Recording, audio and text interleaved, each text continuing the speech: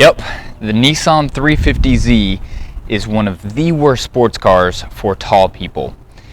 I am over 6'5" in my favorite shoes, my Converse, and I know that it's one of the worst because this is my personal Z and I drive it every single day. Welcome to Bigfoot Car Reviews, where every single week we're going to discover new cars, new sports cars for tall people. Most people here in America are at an average height that is way below 6 foot. So car manufacturers make cars to accommodate the majority. So what's left for those who are a lot taller than the average? That's what this channel is all about. We're gonna look at different sports cars and I'm gonna sit in them and drive them, and I'm going to show you my impressions and give you my perspective, my reviews on driving these cars and show you what it's like. Alright, so let's start with the outside of the Z. Starting with the wheels, you have 18-inch wheels on the front and 18-inch wheels on the back, but the wheels in the back are a little bit wider than the front.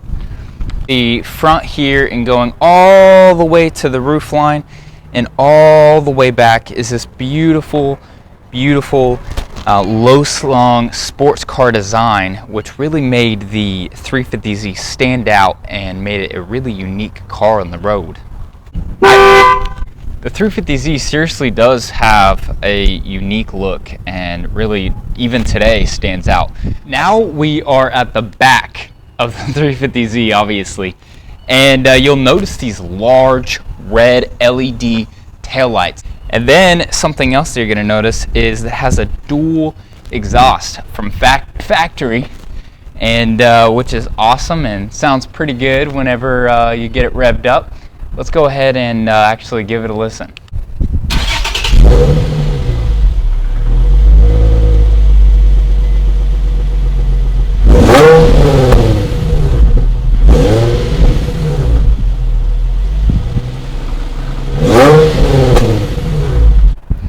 Alright, so next looking at the trunk, and definitely one of my #1 complaints back here is going to be the hatch struts. If you are interested in a 350z, they fail really prematurely. This car has about 80,000 miles on it, and it fails pretty quick. Another complaint back here, we'll just get these out of the way, is the strut tower brace.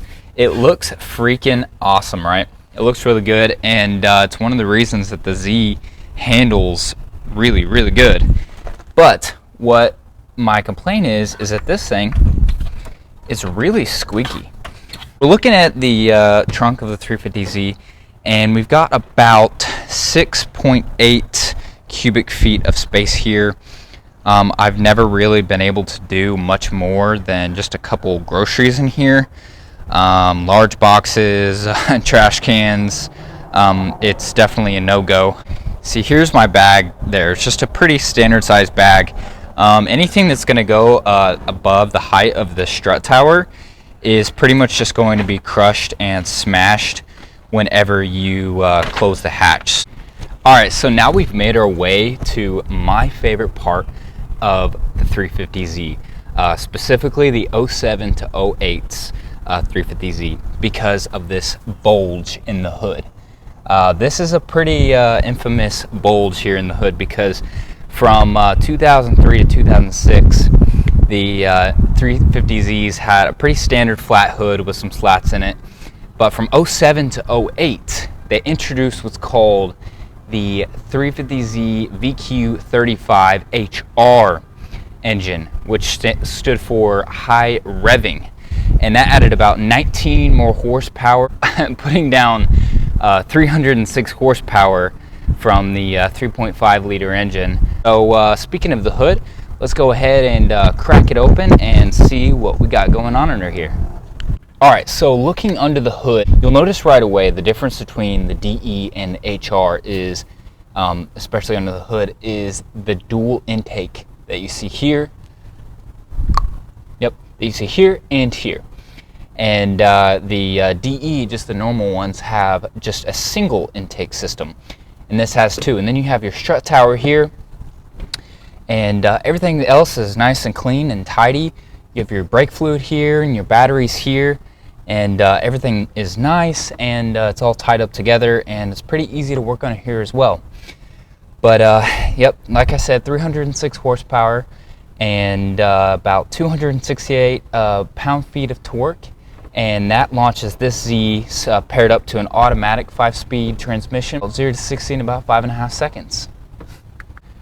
The DE engines, the VQ35 DE engines, also from 03 to 06 in the 350Zs, they also burned quite a bit of oil. Nissan from 07 to 08 fixed that problem by introducing this engine, and it's really a sound engine.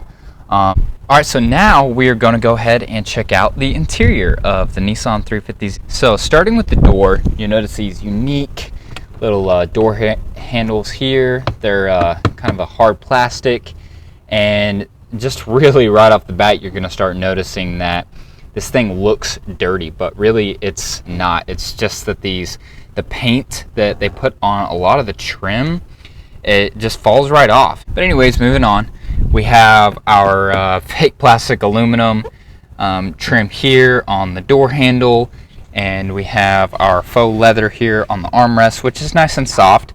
And then we have a really nice soft faux leather padding here with some stitching throughout. And then you have this kind of weird texturized door panel here.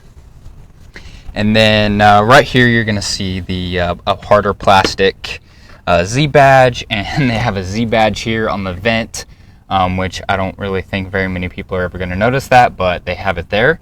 And then moving on to the seats. The seats are a leather, and they are stitched with some orange sport stitching, and they have some compartments here on the side, and they are dual power adjustable, and they are adjustable right from here on the sides of the seats, and the heated seats controls are right here. And then on both the passenger and the driver's side, you'll notice some knee rests, and they're nice soft leather, kind of like the door panel here, and you can just rest your knees there. And the hood, or not the hood, the dash is a short, small dash, and it slopes down, and it has these 3 gauges here that show the battery power, the volts, the oil, and the temperature. And if you bought a 350Z and you didn't have the navigation set up, you were given this. And this just, as you can see, it's got the paint all peeling off, and you can literally just use your fingernail and scratch it right off. And this is what you were given if you didn't have navigation. It's a little compartment. Moving on to the shifter here. The shifter is an automatic and with manual shifts that shift pretty good. And then we have our e-brake right here. We have our little cup holder cover here. It slides open, and yes, the cup holders are squared, and this comes out, and then you kind of just got another storage compartment there. And then you've got a armrest storage center here, and then right behind that you have an outlet that you can plug your phone charger into or whatever you need to there, and that's kind of unique. And then you also have one right under here, and you'll see this is actually failed. And so there isn't actually a normal or standard glove compartment. Is actually, you have to pull the trigger on this seat, and you just move forward a little bit, and you've got your glove compartment. Alright, so now we are on the driver's side of the Z. We have automatic up and down window switches here. And then we have our door handle, and we have our Z aluminum brushed little side step here, little cover. And looking more at the seat, you have your compartment there to put your phone in there or anything that you need. And these knobs are used to adjust the seat up and down, to tilt it, and to tilt it up and down for taller drivers or shorter drivers. And then you move to the pedals, and looking at the pedals, you have a brushed aluminum there with some rubber grip, And here is the Z steering wheel. You've got this unique sort of gauge here that's it just kind of juts out from the dash on its own, and I've always thought that was pretty cool. And you've got your tachometer right in the middle there, and you've got your speedometer, and then you have your fuel gauges and temperature gauges there. Our air control knobs, which are plasticky, but they click nice and they feel good in the hands whenever you're using them. I'm going to go ahead and start showing you some perspectives of what it's like to sit in the Z and drive the Z. And just starting with that, I'm going to go ahead and open the door and just get right in.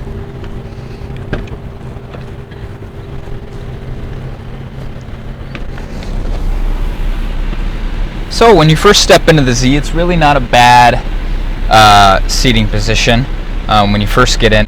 First of all, you'll notice that my feet or my knees are very close to the dash. I mean, they pretty frequently touch here, and it's really just leans and rests my right leg. It rests on the center console here. And these knee pads that I actually mentioned earlier, my knees actually don't even touch them, or I never even use them. And as you can see from this angle, my legs really go far over the length of the seat. So it's kind of like that I'm just really sitting on the seat instead of being actually in it. They're pretty supportive and have nice bolsters here on the side and really hold my waist and my sides pretty well. Alright, so now you can see with my headroom, there's really not a lot. I mean, there's really barely an inch of headroom here. I mean, if I wanted to set my head back at all, and the seats are, mind you, they're all the way back. Everything is completely adjusted all the way down, all the way back, full gangster lean. With that being said, we did our walk around and we sat in the car, and I kind of showed you what that's like. I'm gonna go ahead and drive it around, and I'm gonna talk and tell you a little bit what it's like to drive this every day. It's pretty bumpy, so the Z handles well. It's pretty flat around some corners, and you kind of deal with some bone-jarring suspension every day whenever you're driving it. It's loud in here. It's really not a very refined car. Other than that though, driving the Z, as far as just overall sports car enthusiast experience goes, despite my car being an automatic, to be honest, if it was manual, I would be highly uncomfortable, because I've driven a manual 350Z, and the pedals, hitting the clutch is really, it's a lot of work. And if you're in traffic or if you drive a lot, it can get really old really fast. But another thing is that, you know, people do look at this car. People still check it out. People say that the sound kind of has to grow on you a little bit. That has never been the case for me with the VQ35s. I have never had a problem with the sound. I've always thought that the VQ35, that trumpety sound, is just one of the sexiest car, just normal everyday car sounds. Alright, so let's talk a little bit more about the power of this 350Z. What's that like every day? Is that enough? What's that feel like? So getting out on an open road here, I'll go ahead and put my foot down and see what happens. I don't know what gear we're in, but let's go.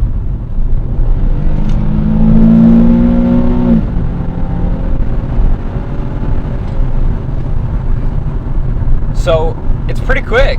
I mean, the gear setting is fairly aggressive. It doesn't really have a hard time finding the right gear. It gets right to it pretty quick. There have been times where it does struggle, but it's an automatic, and what do you expect? Something I noticed is even in the automatic mode, it's still revving so high. Like, you really see that high revving HR power coming through. And it was like just before redline, which is around 8,000 RPMs. That's what drew me to this car. That is why I fell in love with the 350Z. Sitting in the Z is really, after a while, it's pretty brutal. Long trips, hour and a half, it's rough. It's not good. My back starts to hurt pretty badly. But we're taking it around some corners here, and it's fun. You know, we're on a back road here. I mean, oh yeah, just hugs, turns. We're on a completely open country road. There is not a single person around. I'm gonna turn off traction control. I have all season tires. I'm gonna turn off the AC, brake boost it a little bit, brakes all the way down, gas, and there we go.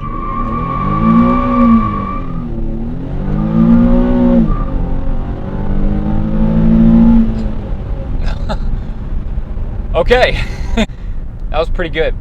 It's nothing crazy. It's not going to kill you. It's not uncontrollable. The back steps out a little bit. You get a little bit sideways. It's fun.